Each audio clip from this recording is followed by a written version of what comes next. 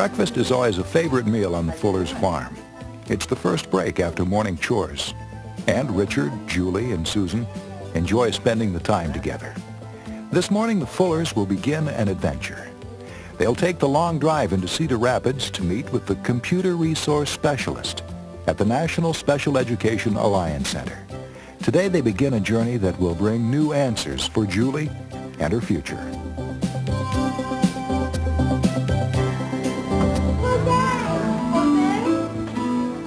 The students in Meg Evans' class are like grade school students everywhere, but they need to be taught in ways that take particular advantage of their individual strengths and abilities. Finding the technology that will take advantage of her students' capabilities requires a knowledge of computers, software, and a host of keyboards, switches, and adaptive devices. Cookie Monster eats cookies. Let's go here to Bert. To acquire this knowledge, Meg Evans relies on the resources of the National Special Education Alliance. Through the NSEA, Meg has direct access to support from technology vendors and manufacturers who have joined the NSEA as members. Meg is one of thousands of teachers across the country who rely on the NSEA to find the technology that will make their classrooms a vibrant learning experience for all of their students. Learning new skills and finding a job can be a challenge for anyone who is 37 years old. For someone who also has a disability, it can be even more difficult. Well, I've seen people use computers, and I've thought, well, maybe I might. Maybe I might try it. At the NSEA, Dana Kemp discovered that he could use his particular strengths in order to work with a computerized database and find a job where he is a valuable contributor. The computing does help me develop a little bit more, help me bridge that gap, and I feel great. We talked a little bit on the telephone about the kinds of things that you're interested in, but I'd like to spend a little time finding out a bit more about that, what you want to know today. When the Fullers arrive at the NSEA Center, they realize that they have a lot of questions. Questions about costs and availability of programs. But most important, they want to know what computers can really do to help Julie. It can speed up the process in writing. It can allow Julie to create things on the screen and then print them out to a printer. It'd be much faster than handwriting it, wouldn't it? Wow, I'd like that. You'd like that. Does that sound like something you're interested in doing? Yeah. Yeah, that's pretty cool, isn't it? The National Special Education Alliance actually began when my husband and I started looking for some technology-based solutions for our daughter Shoshana. We knew there were solutions out there, but we didn't know where to go to find them. There wasn't really an easy place. So once we figured out some of the answers for her, it was really natural to establish a program, a technology resource, so that others could come and learn from our experiences and where we could continue to learn as well. We were talking earlier about enlarging things. This is the Macintosh computer, and I'm going to come down and I'm going to go to the control panel. Okay, and we want magnification on because we want to be able to make things big like that. Look how much bigger that is. Boy, that really makes a difference. Isn't that clearer? We really want to simply be a resource for people where people can come and learn about what they need to do. Technology decisions are personal decisions. People have to make their own choices. Once they have information and resources, then they decide what they need. There it is. Yeah.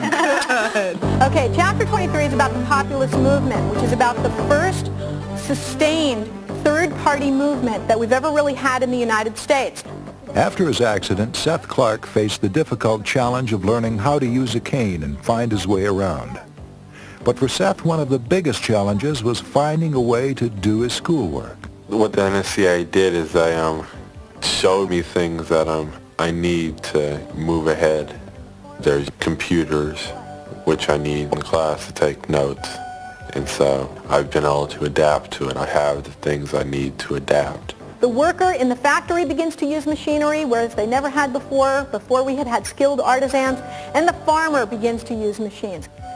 The NSEA helped Seth find the technology and resources that he needed in order to return to school. and to get back to being a teenager once again. It was really an incredible breakthrough when Apple Computer came together to help form the National Special Education Alliance. They created a momentum that led to really a national organization.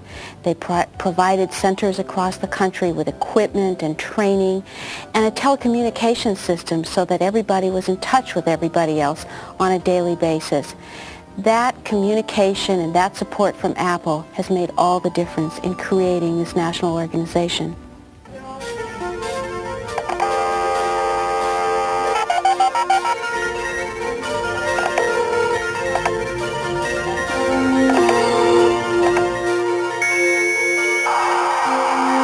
Hello everyone. We received a call from a young man today who was looking for some specialized adaptation for his grandfather. Does anyone know the track code for the 2E? I am convinced that any person with significant abilities should be able to market those abilities.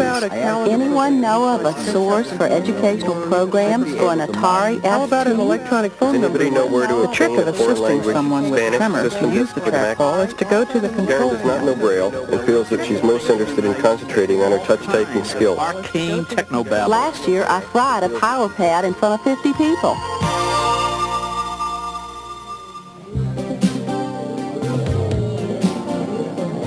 Resource Day is terrific. That's when the center opens its doors and anybody just comes in to try out stuff. We make everything we have available and just help people discover how technology can help them to achieve the goals they have set for themselves. Resource Day is really an especially fun time because there's so much energy that you feel in the air. We like to encourage families to come in together, and we want to see the family working to find activities they each enjoy on the computer. Because sometimes technology can be intimidating for people, for families. It isn't until they get their hands on it, get to use it, get comfortable with it, that they begin to realize its real potential. The flamingo looks like this on the outside. The flamingo can grab a victim with its hair or tentacles. The incredible Firemingles are just one of the many elaborate creatures who populate Brian Christian's adventures. Creating these programs required Brian to concentrate, an achievement which was perhaps more important than the language and logic skills he developed in making them. Attention deficit disorder used to be called hyperactivity, and that's the most obvious aspect of it. We went through a long period of stress. There was a lot of rejection in situations like preschool or after-school care. He couldn't concentrate on his schoolwork. He was just going to the principal's office every day, and they were asking for larger doses of medicine, and he had very low self-esteem. At the NSEA, Cheryl Christian not only found technology, but experience and encouragement from others who face similar challenges. The NSEA was a source of support for us because there was a community of people who've been through something like what you have been through. We were accepted at a time when we really needed it.